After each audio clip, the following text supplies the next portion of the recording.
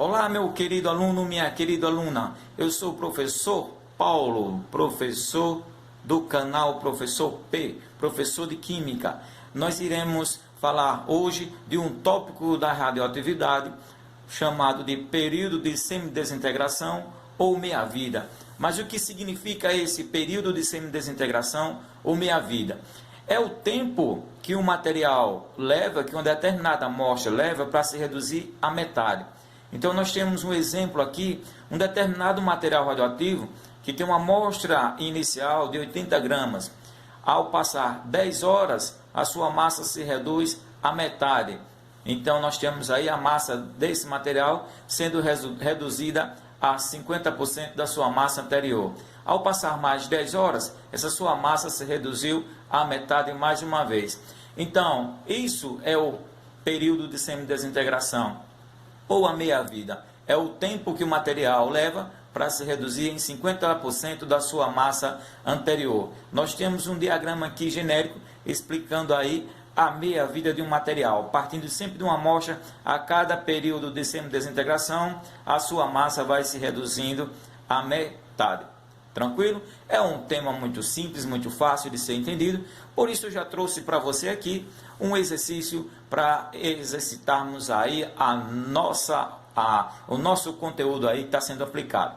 Então vamos para o exercício. Considere o exercício número 1 aí. Uma substância radioativa tem meia-vida de 8 horas. Vejam que eu dei um exemplo de um outro material que apresentava uma meia-vida de 10 horas. Nessa questão, ele traz um material com a meia-vida de 8 horas. Então, você pode colocar aqui no dado a letrinha P, representando a meia-vida desse material. Ele falou que a meia-vida desse material corresponde a 8 horas.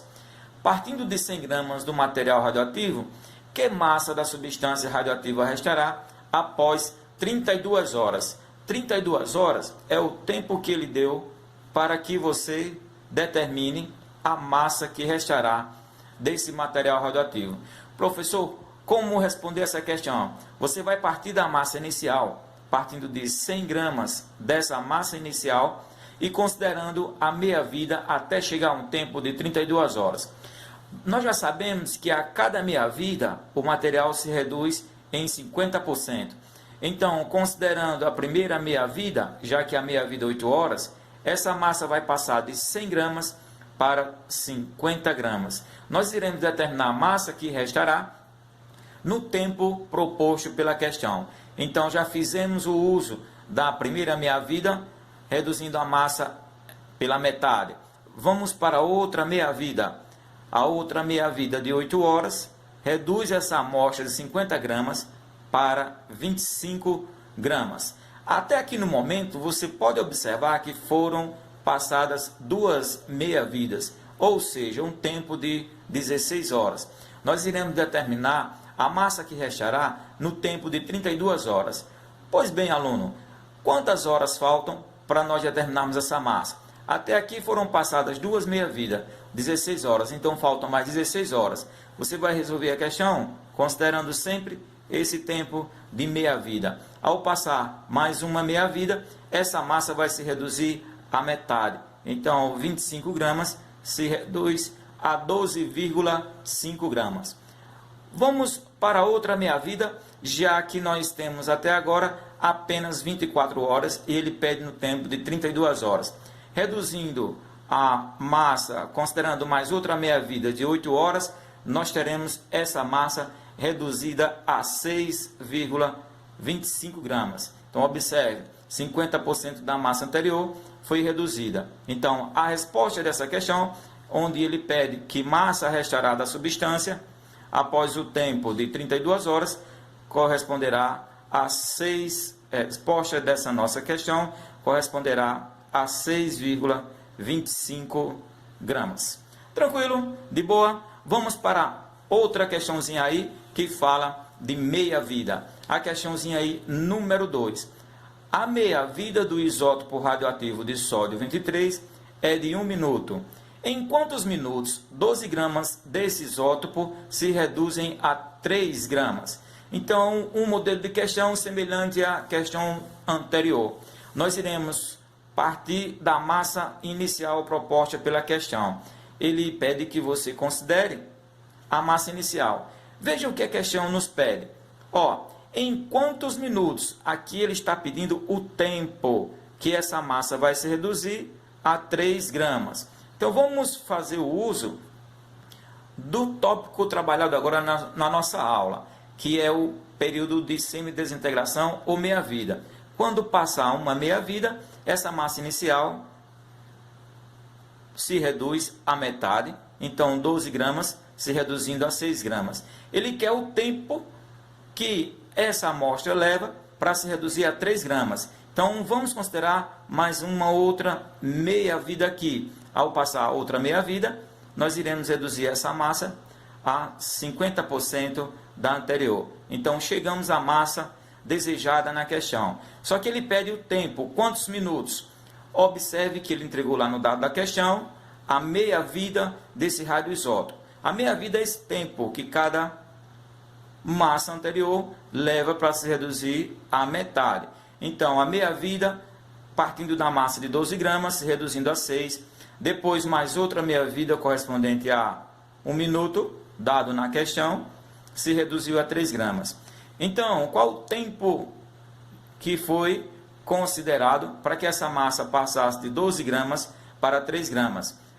1 minuto mais 1 minuto, que foi o tempo de cada meia-vida. A resposta dessa nossa questãozinha aí, 2 minutos, foi o tempo que foi considerado para essa massa se reduzir a 3 gramas. Tranquilo? Mais uma questãozinha aí tranquila, muito boa de ser trabalhada.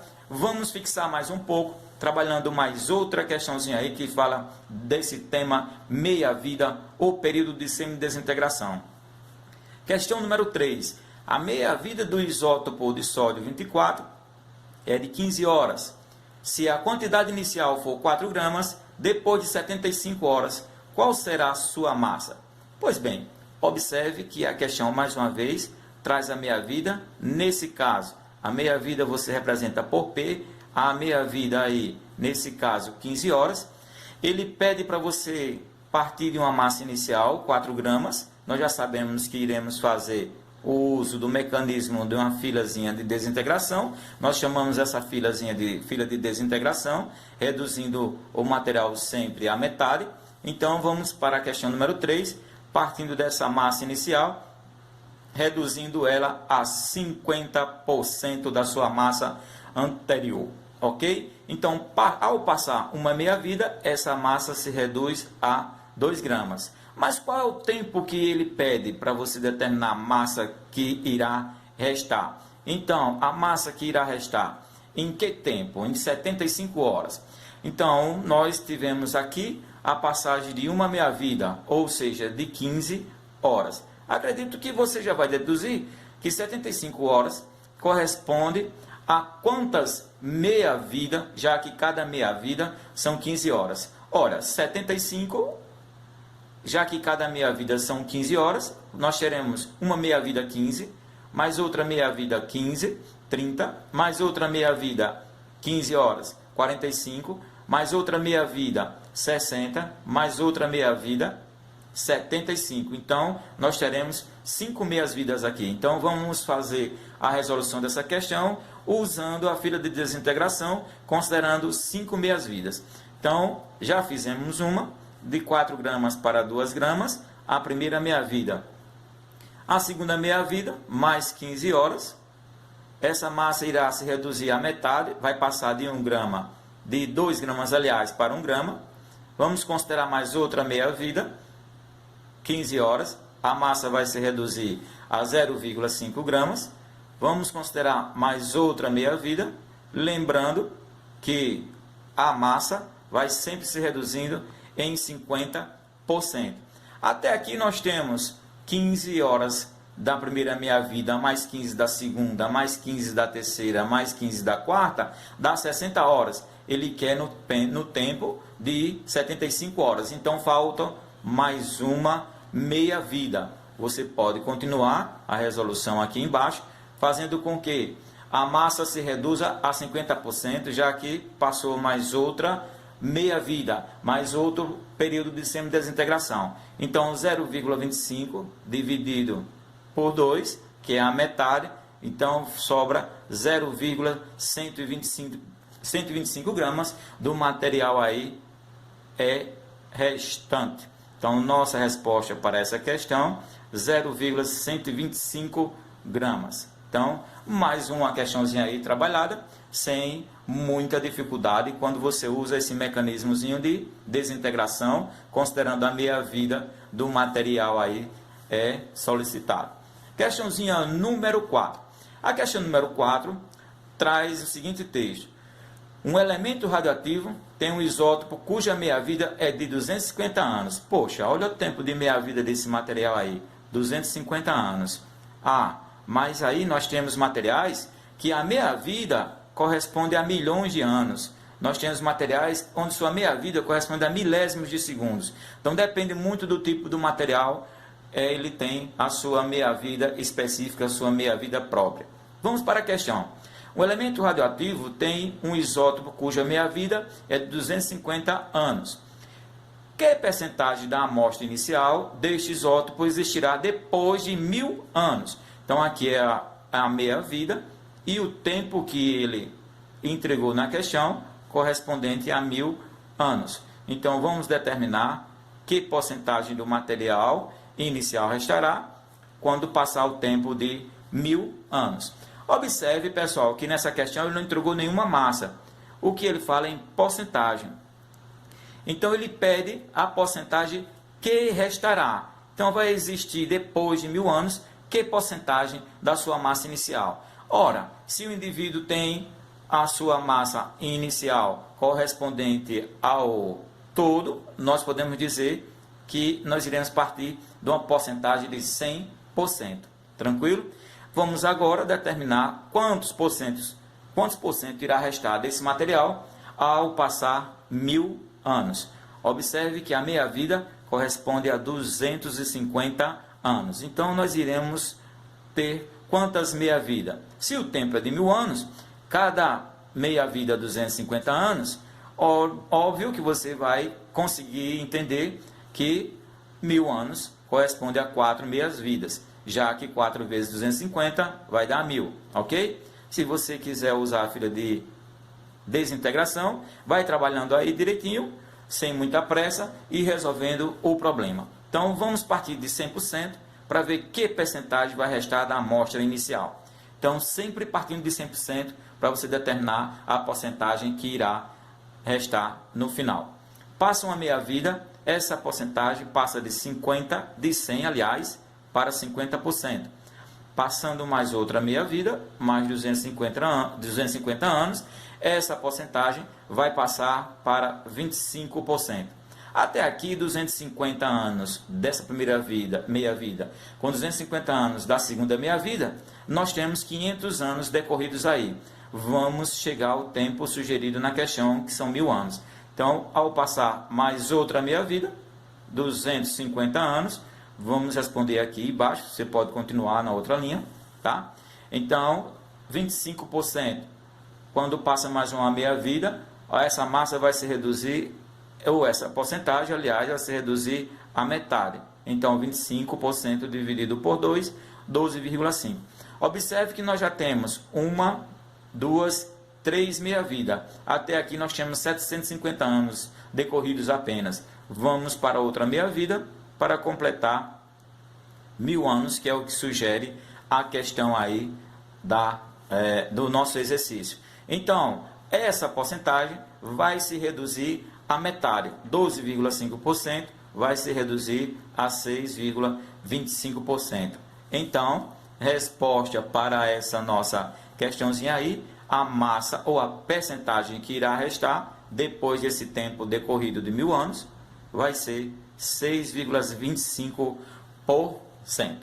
Ora, pessoal, eu não poderia deixar de colocar para vocês uma questãozinha que fala das radiações aí, mesmo trabalhando o tópico meia-vida. Então, nós iremos responder essa questão baseada nas características das radiações alfa, beta e gama. Olha o texto da questão. O núcleo atômico de alguns elementos é bastante instável e sofre processos radioativos para remover sua instabilidade. Sobre os 3 tipos de radiação, alfa, beta e gama, podemos dizer que, nesse modelo de questão, você vai marcar verdadeiro. Se a afirmação for verdadeira, você vai marcar o númerozinho aqui da esquerda. Se a afirmação for falsa, você marca o número da direita. Tranquilo?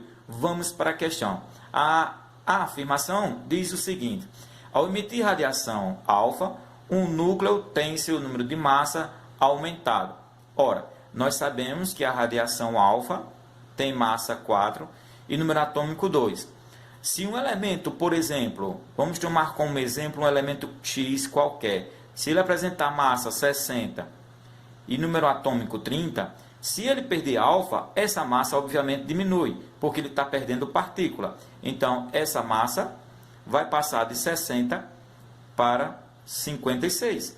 Então, quando há uma perda de alfa, a massa se reduz em 4 unidades por causa da massa de alfa. E o número atômico vai se reduzir a 2 unidades. Então, a nova espécie vai ter o número atômico menor que a anterior em 2 unidades. Então, a nova espécie, vamos supor que seja Y, vai apresentar um número atômico 28. Obviamente, nós temos uma reaçãozinha nuclear e a equaçãozinha aqui nós podemos mostrar nesse formato aqui. Essa espécie emitiu uma radiação alfa, se transformando em outra espécie. Então, a afirmação diz o seguinte: ao emitir radiação alfa, um núcleo tem seu número de massa aumentado. Não, o núcleo tem o seu número de massa reduzido. Então, como a afirmação ela é falsa, você vai marcar o número da direita. A segunda afirmação aí traz o seguinte texto: ao emitir radiação beta, um núcleo tem seu número de massa inalterado. Óbvio, isso aí é verdadeiro. Observe, a radiação beta ela tem massa desprezível, 0, semelhante ao elétron, e número atômico -1. Tá? Então, se a radiação beta tem massa nula, massa 0, ele diz, ao emitir radiação beta, o núcleo tem seu número de massa inalterado.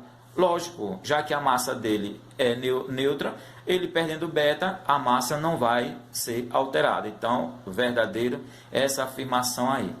A outra afirmação: a radiação alfa é constituída por núcleos de átomos de hélio. Ora, a radiação alfa ela apresenta 2 prótons